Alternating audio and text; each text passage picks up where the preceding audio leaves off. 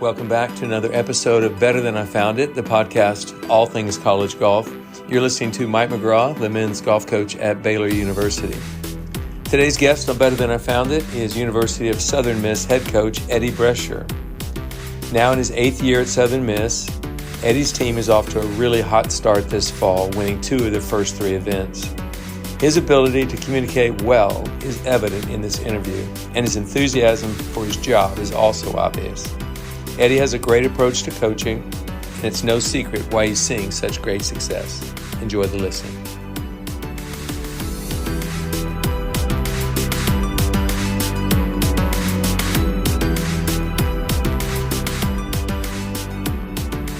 Okay, Better Than I Found It faithful. Join me in welcoming Southern Miss head golf coach Eddie Brescher to the podcast today. Eddie, thanks for being here. I really appreciate you joining me today. Thank you, Coach. I appreciate your time and very honored to be on your podcast. I have spent many hours in the car listening to this podcast, whether it be going recruiting, traveling to tournaments and such. You're a legend in the business, and I'm honored to share some time with you today. Well, I appreciate that. You know, you mentioned a lot of coaches have said that to me that, you know, maybe they've got morning walks or they do something and every Monday they'll do it. I've been very humbled by that. But it's been exciting for me because I actually get to talk to a lot of coaches that I probably wouldn't talk to because they might reach out and say, hey, I love the interview with Jim. It was great. Or Coach Smith was a fantastic interview. Thanks for that. So it's been fun to reconnect with coaches. And like you and I, we don't see each other very often, that's for sure. But we do have a relationship through text messaging and different phone calls and whatnot. But the podcast has allowed me to do that. But it's also allowed me to learn. I never dreamed I'd be a podcaster. That's like silly. It was not in my bingo card, I can tell you that. But Mikkel Andresen, who was my assistant coach at the time, said, hey, I think this can be really good for Baylor golf. I think it could be good for you, and I think it'd be good for college golf. So I appreciate you saying what you did because I really do think it has been that. And I've just learned so much about so many coaches, and I'm going to learn a lot about you today. So let's get going. What do you say? Absolutely. Well, you know, to touch on that, you know, there's such a void there with growing the game of college golf, and it's exploding as it is. But what you're doing with the podcast is just growing and marketing collegiate golf at all levels. You know, I know Division I gets a lot of the limelight, but growing it at all levels is fantastic, and I'm a huge fan of it. Well, thank you. And, you know, you mentioned other levels. I've had junior college coaches on Division I and Division II junior college, Division II, NAI. I've had coaches from all levels because I think some of the best coaches aren't necessarily at the biggest Division I schools. And I'll give one example. It would be Vince Clark, who's at McLennan Junior College right here in Waco, Texas. You know, I've said this 2 or 3 times on my podcast. He's an amazing coach. He probably will never get that sort of credit because he won't win the national championship like Alan Bratton has won in, you know, several national championships at Oklahoma State. And Alan's a fantastic coach, but so is Vince. And Vince is doing it at a junior college level, and he's done it well. I think he's won 3 national championships. Coaching is coaching, and there are people that inspire and that motivate and that do a good job of getting the best out of their players.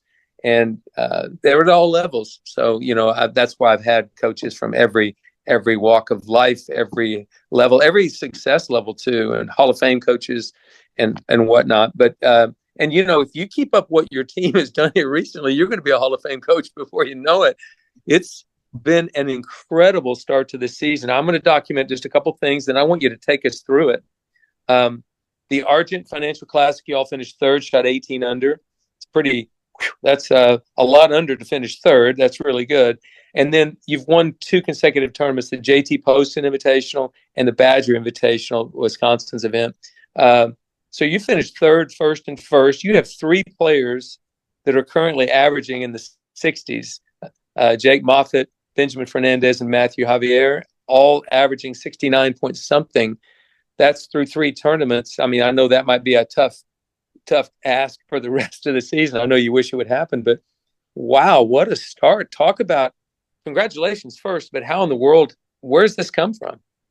Well, thank you, Coach. I appreciate it. And as you know, it takes years to build a product, and the amount of work that we've been putting in has been substantial over the past few years. We've gotten our assets in order here at Southern Miss to where we can attract some fantastic players. And with what Jake, Ben, and Javi are doing is fantastic. I'd even throw Will Burnham in there. Will's been a pretty solid four guy for us. It's been great. It's very tough because golf teaches you a lot about life. And so you think about the season, as a coach, we think about it in a calendar year. It is a great start that we're off to, but you certainly don't want to smell the roses. You don't want to get ahead of yourself. Same thing as if you start a round of golf and you birdie the first four holes, you don't start thinking about 59. You got to be patient. You got to continue to go through your processes and just take it one day at a time. Well, the guys that start thinking about 59 after four holes usually shoot about 68 or 69. Exactly. They don't shoot. They start putting it in reverse pretty quickly. They do. And I recall an interview with Johnny Miller, because I am a golf historian. 1971 Masters, he and Jack Nicklaus were runner-up, joint behind Charles Coody. And he had birdied the 12th hole. And one of the reporters said, "Hey, when you birdied the 12th hole and you were leading, what were you thinking?" And he said, "Well, I was thinking, I wonder what size green jacket. What's my size in my green jacket?" And he said about 2 hours later, they gave that green jacket to Charles Coody. So exactly. you can't look too far ahead. But talk about these three tournaments. Are there any memorable things that have happened? Any significant moments? Any kind of turning points in the events of the first three events that you guys just have played beautifully? Well, starting with Squire Creek at Matt Terry's event there, that's a tournament that we're very familiar with. It's been a staple in our schedule for many years now at Southern Miss. I think we've played it 13 times through the years that they've had it. We've been fortunate to win it a few times. But I got to give props where it's due. What Diz and the boys did at Houston at that tournament, we were paired with them. One of the rounds, but the final round we weren't paired with them, and they shot 23 under. I mean, that's some insanely good golf. So it was kind of a bit of a humbling portion for us to know that, hey, we're playing good golf, but there's another level out there. So that was a little bit of a wake-up call for us to know that, okay, yes, we've got a good team, but we need to take it up a notch. So finishing third there is a good solid start to the season. Then we move over to the JT Poston. And the unique thing about JT Poston and the Wisconsin Badger events are those are two golf courses we've never seen before. We had never played those tournaments or those golf courses. We played Wisconsin last year, but it was at a different golf course this year. So, as you know, we've got to do our homework with our team. We've got to properly prepare. We've got to study the golf course. We've got to know lines off the tees. And both golf courses are bent grass. With us being in the South, we're accustomed to Bermuda. So that in and of itself is a change where we've got to make sure our guys are prepared going into those events, but also kind of having that chip on our shoulder of like, hey, we need to step up like we saw another team do at Squire Creek. That was huge for us. So to go into there, come out with wins in both of those fields is fantastic. To be now sitting at 41-2 through three events of the season is a pretty good start, and hopefully we can keep the momentum going. I think I saw this on your website that this is the first time in school history you've won consecutive events. Is that correct? Or is that not correct? So 1979, which was before I was even born, is the last time Southern Miss had won back-to-back golf tournaments. So wow, to do something that has not been done in that period of time is fantastic, and I'm super, super proud of our guys for doing that. That kind of hurt when you said I wasn't even alive because I was 19 when they did that. So I'm an 80s baby, born in 84. So yeah, don't I remember 1984 quite well. But no, that's an incredible accomplishment to do something that hadn't been done literally in your lifetime. And you you know it's a springboard for hopefully a great season. That's what everybody wants it to be, and we haven't gotten off to the start we wanted. We hope it's something that motivates us to get things in gear. We're getting ready to go to SMU's tournament this coming Saturday, so really excited about that, to play Trinity Forest. But seasons have ebbs and flows, and your season has started off on a very high note. I've had several seasons in my career where it started off like that, and you think, man, this might be the year, and then who knows what happens. So I want to wish you the best as we go through the rest of this season. But I know these three events where you've played really, really well, been 18 under, 13 under, and 23 under, third, first, and first, didn't happen just this semester. I mean, this is over a long period of time. You even mentioned it earlier. This happened because of great recruiting. It happened because of the current team bought into whatever philosophies or whatever you brought to the table. You got the job in May of 2018. You followed Jerry Weeks, who had been there for a long time. Talk about the journey to get this team to this current success. So the last 6 or 7 years, talk about that. Well, there's a lot of great golf history here at Southern Miss. Rewind years ago to James Ray Carpenter, past president of the PGA of America. He was our golf coach. Then you've got Sam Hall, an absolute legend in Mississippi golf. Steve Johnson came in, and then Jerry Weeks. So these guys came before me and laid that foundation. Even Jim Guerin. Jim Guerin was here previously whenever he had left to go to New Mexico. Coach Weeks had given me that opportunity to fill that void. And, these guys laid the foundation, that whether it be fundraising, whether it be recruiting unbelievable players, there's just so many aspects that go into a program's success, growing our donor base. Those areas are so important for future success that, we've got fantastic alums like Mark Blackburn and VJ Trolio and Tim Yelverton that played golf here. Steve Wilson, who played in the Masters in 2009, won the 2008 U.S. Mid-Amateur. So having that history, it's a tall task to come in as a coach and continue the golf success and the golf history that Southern Miss has. And that's been a challenge, but it's been fantastic. We've grown our donor base. We have spent many, many hours, just like the rest of our colleagues, recruiting some of the best players in the world. It's been a fantastic thing to watch this program grow. And to be quite honest with you, I'm just trying to keep up with our baseball team, man. Our baseball team at Southern Miss is consistently one of the best in the country. And even, Coach Barry and Coach Oz, what they've done at Southern Miss with baseball, it motivates me to want to take Southern Miss golf to that level. Yeah. When did you think, like, let's say your team is building to a certain level. At what point did you think there was a turning point where you kind of flipped it and you felt like, man, we really have a chance to be competitive on a national level? Was there a turning point, a moment? Yeah, I'd say 2 points. We had a fantastic recruiting class in 2019. 3 players that came in that really kicked it to another level. It was Tongpi Pat Ratanayanan, which we all call him Patty. He's our graduate assistant now.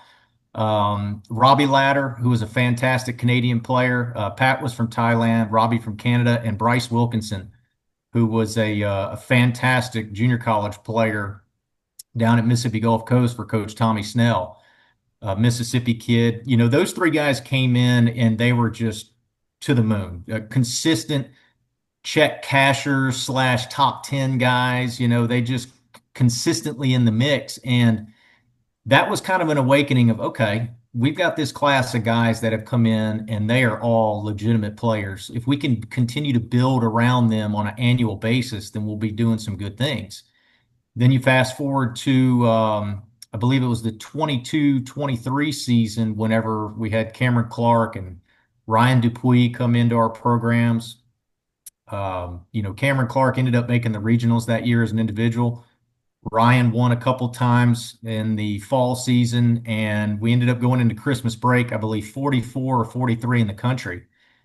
We slipped in the spring where, kind of got ahead of ourselves a little bit. Guys started paying attention too much of things that they can't control, which are, rankings, but instead of focusing on things they can control, like their processes, their daily practice routines, and focusing on execution. Those are the two areas where I really started to notice, okay, we can really take this thing up a notch, and let's keep raising that bar and see how high we can get it.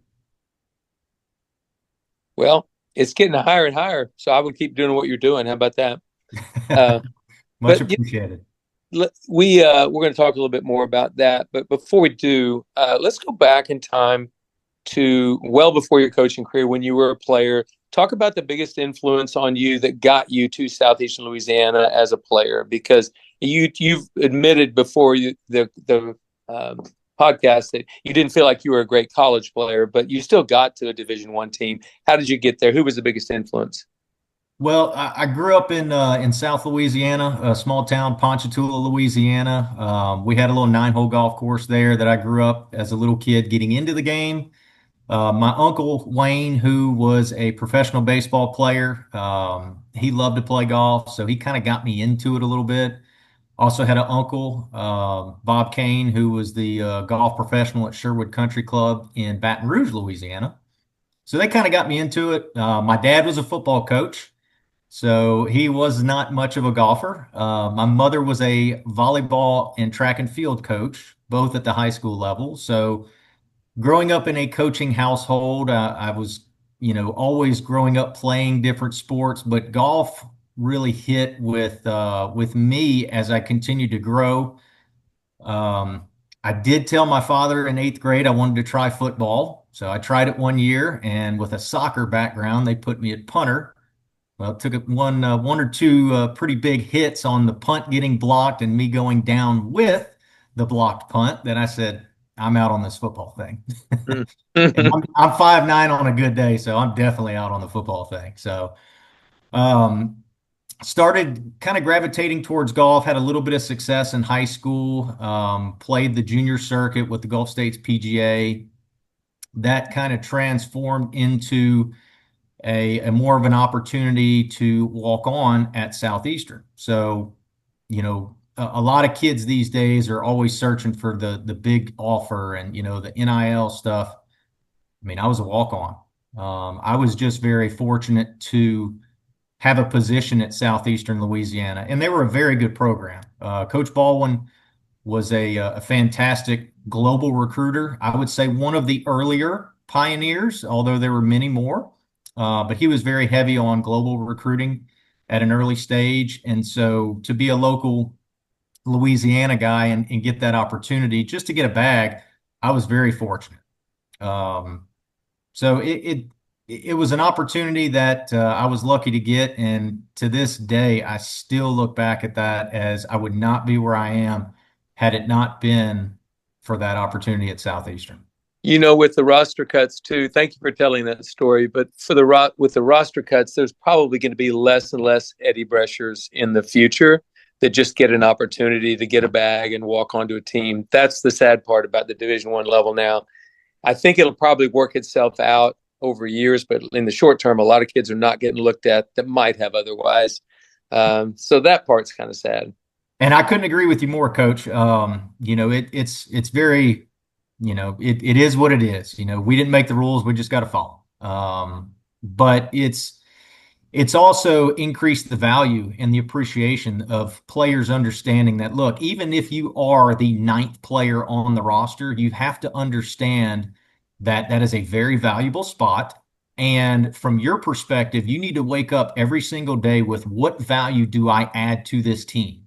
Even though I'm not in that van right now, I may be in the future, and I'm going to do everything in my power to make sure I take care of my grades. I'm a responsible person. I work my tail off. I play summer golf tournaments to make up for the reps I didn't get during the season. That is adding value, even if you're not in the starting five. Wow. Very well said there. Honestly, a lot of kids who aren't traveling, maybe they're outside the top five and aren't traveling for 2 or 3 tournaments in a row, forget that the value they add at home while we're gone, they need to be getting better so that they can push somebody when we get back, or they need to be doing everything they can That's a great question you ask. What am I adding to the team? What value am I Well, think adding? about it in our perspective, Coach. You and I wake up every day with the motivation that somebody out there somewhere wants to be in our position. We're Yep. very blessed and we're very fortunate to be in the position to take these boys and turn them into men and also try to find success as an athlete along the way. But knowing that someone out there somewhere wants to be in our shoes, that's what motivates us every single day as coaches. Yeah, I think if you start taking that for granted, it's not a good place to be. You need to be thankful every day. But so anyway, you get this opportunity to walk on, and admittedly, you said you didn't have a great college career. That's okay. There's a lot of great college golf coaches that didn't have great college careers, but you did become a graduate assistant, and you got your master's, I think, after at Southeastern Louisiana. But talk about being a graduate assistant, and did that plant seeds to one day be a coach?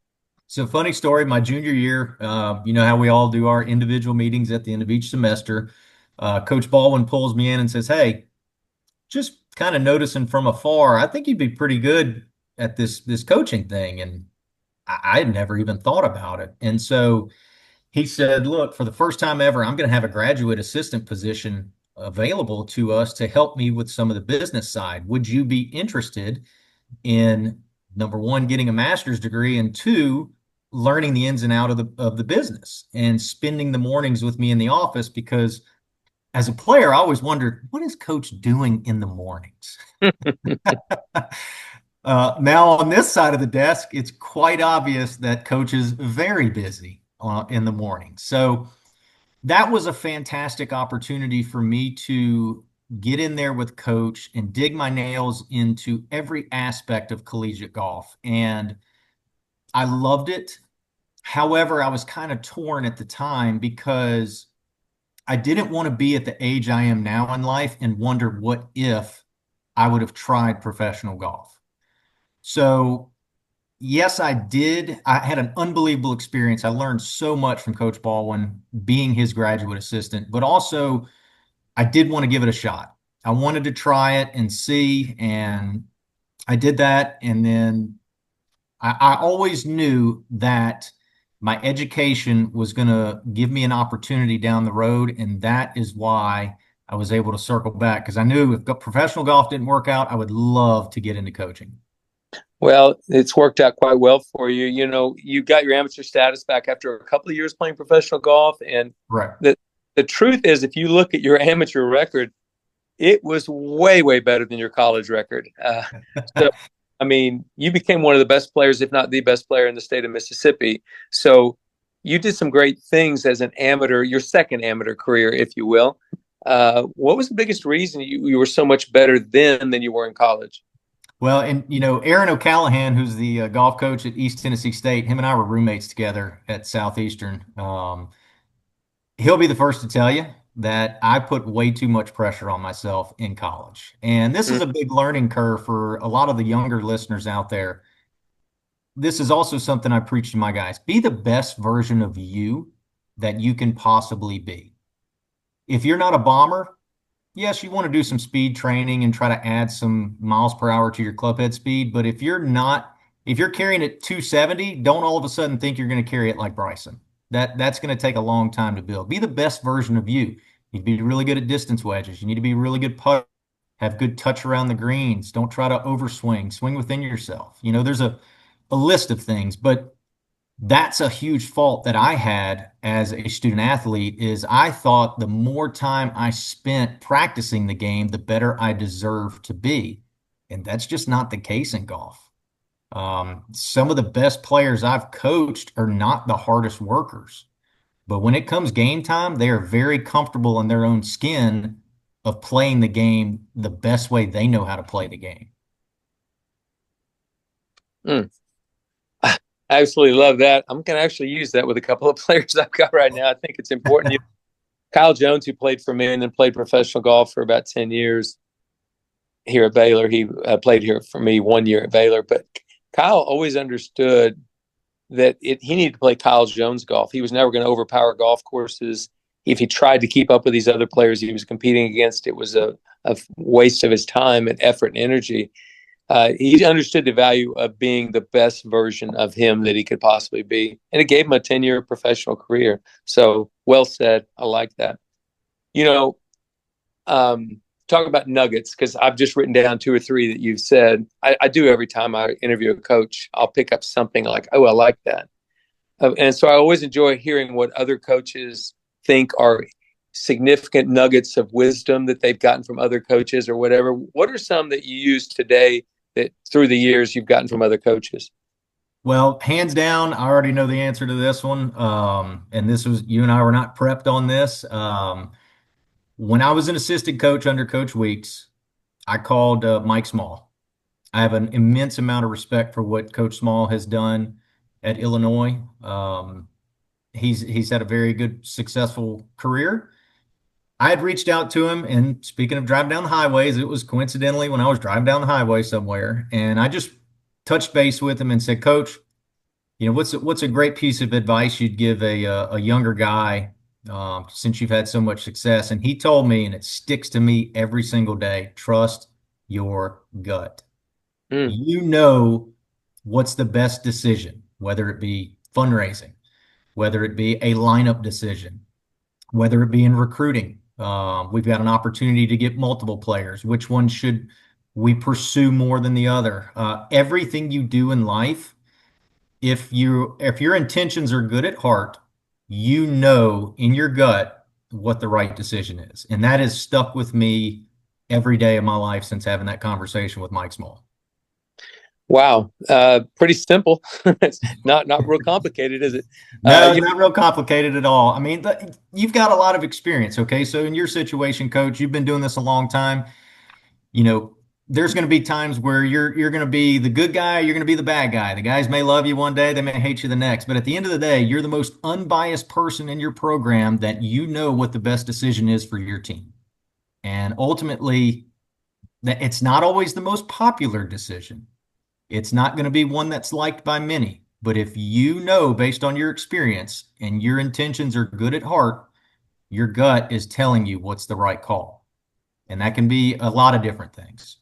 Yeah, I think so. And I think it probably speaks to Mike's personality. Mike is a no-nonsense guy. I mean, he's a fabulous guy, by the way. If you get to know him, he's really a personable guy, and he's a lot of fun to be around and that type of thing. But he is no nonsense. It's like, right, this is what I see, this is what I believe, this is what I feel, and this is how I think you'll get better as a player. And he's not afraid to tell coaches the same thing when he'll give you the truth. And I think Mike Holder, in a different way, gave me that at Oklahoma State. He always told me, the most important thing you can do is confront issues before they fester into something bigger than you can handle. And so I didn't do a very good job of that early on, and I think I do a better job now than I used to. And Mike's the same way. Trust your gut. It's real simple. This is what you believe. Do it, and accept the consequences for whatever decision you make. Right. And that segues me to another thing that I'd learned from Coach Weeks is, he would always point to his head and say filing system. Experiences that you go through in life, good, bad, or indifferent, are going to add to that filing system. And it's going to help you in the future to make better educated decisions that are going to accomplish what you want. And again, I am speaking in broad terms because these two things can apply to so many different aspects of your life, your golf, or whatever. When you have a really large filing system, you have a lot of experiences to pull from going forward in the future. How old are you, Eddie? 40. Yeah, you're a young kid.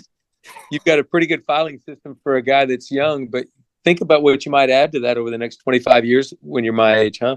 Well, my goal is to keep hitting that Peloton at all the Hiltons, and my guys know I'm a big Peloton guy, so I'm trying to stay fit for when I am in my 60s to have a good filing system and a healthy body. Yeah, I think it's really, really important. But the thing I love about that is, and I think Mike Holder was that for me, just an example of physical fitness being an important thing, and I've always tried to do the same. If your players see that you're physically fit, or at least trying to stay that way, and if your nutrition's at a pretty good level, I think that's one small way you can, as a coach, affect them. And it may be subliminal. They may not be picking up on it yet. But I mean, there's certainly an indirect way there. Indirectly, you always, as a coach, try to lead by example.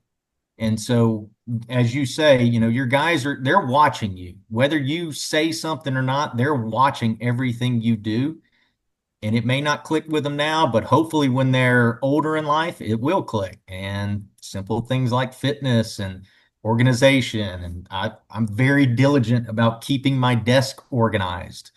I don't like coming in and seeing things all over the place on my desk and being unorganized. So, yes, they are always watching, Coach.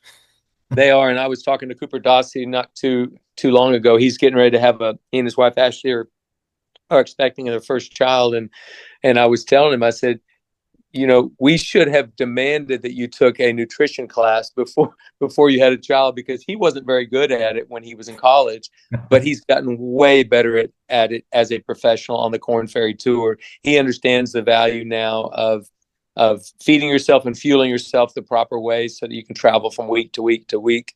But he didn't understand that when he was a freshman. And I think if we did nothing else for Cooper Dossie while he was in college, we did that for him. We at least gave him an appreciation of that. And he's playing a professional career, one, because he's extremely talented, two, because it's what he wants to do. But I'm thankful that I had the opportunity to spend 5 years with him. He was a great member of our program. But anyway, getting back to our point, it's like nutrition, health, and fitness, very, very important. And you've always stayed in shape. Keep doing that. I'm gonna try. I'd love to continue playing amateur golf in my spare time, well into my 60s and 70s. So it's important to me. Well, the Mid-Am is about the best ticket to Augusta. Why don't you win that thing?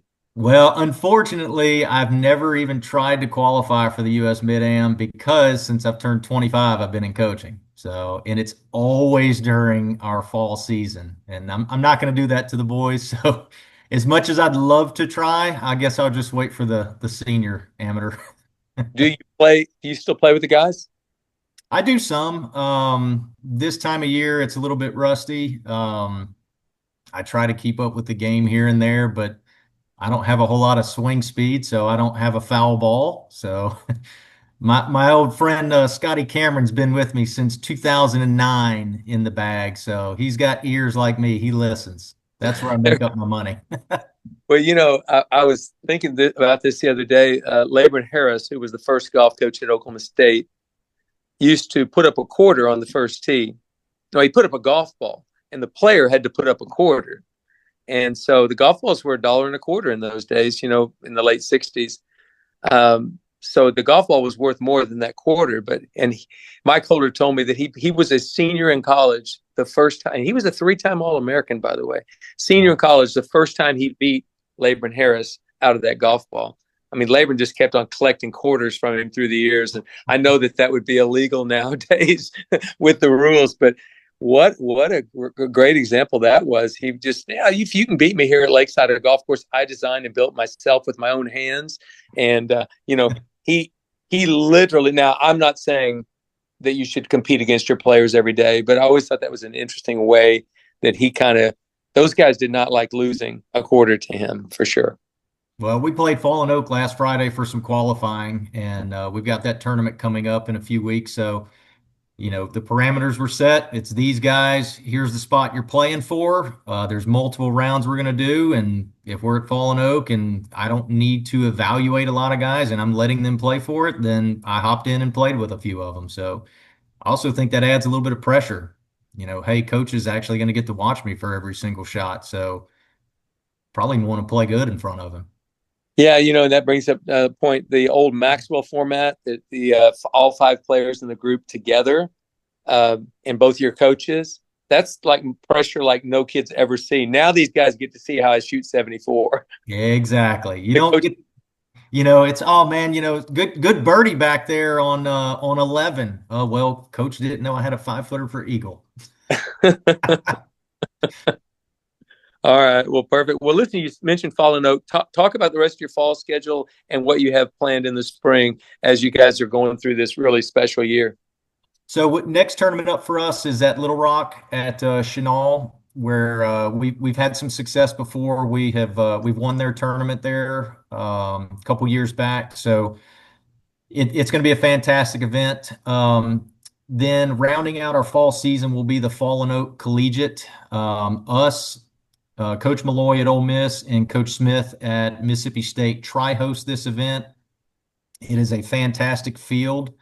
We've got 8 SEC schools coming in on top of, Chattanooga, Wisconsin, Iowa, Kansas, a couple other schools. It's a fantastic elite event, great opportunity for us to try to pick up some wins to close out and go into the winter break. Fast forwarding to the spring, we've got South Alabama for the Hal Williams. Then we will go to Puerto Rico, where we are guaranteed to be in shorts and warm weather, especially in late February. So love that. Then we'll fast forward to the Seminole by Florida State over at Seminole Legacy Golf Course.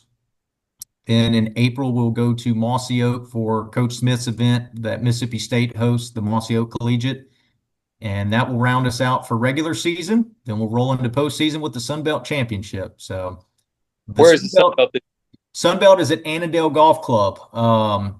The director of golf, small world. The director of golf there is John Howell, who was the former golf coach in the business. So, yeah, John and I are good friends for many years, and so it's fantastic to have someone who was one of us as a coach running our conference championship. He knows what we're looking for, and man, John puts the best foot forward for that tournament. So big thank you to Annandale for hosting that for us. Well, that's wonderful. Well, that sounds like a great schedule. You all have, I wouldn't call it an easy schedule. I mean, not easy. You've got some heavyweights in there. So congratulations on the schedule, on the year that you've got going. And Eddie, just congratulations on the career you're building. I know I called you young. You're still a young guy to me, 40, got a lot of highway ahead of you. But I appreciate you, one, joining me today, and two, just the relationship we built through the years. Keep up the great work, and thanks again for joining me on Better Than I Found It. Well, Coach, I'm honored. Appreciate you allowing me to come on. You're a living legend.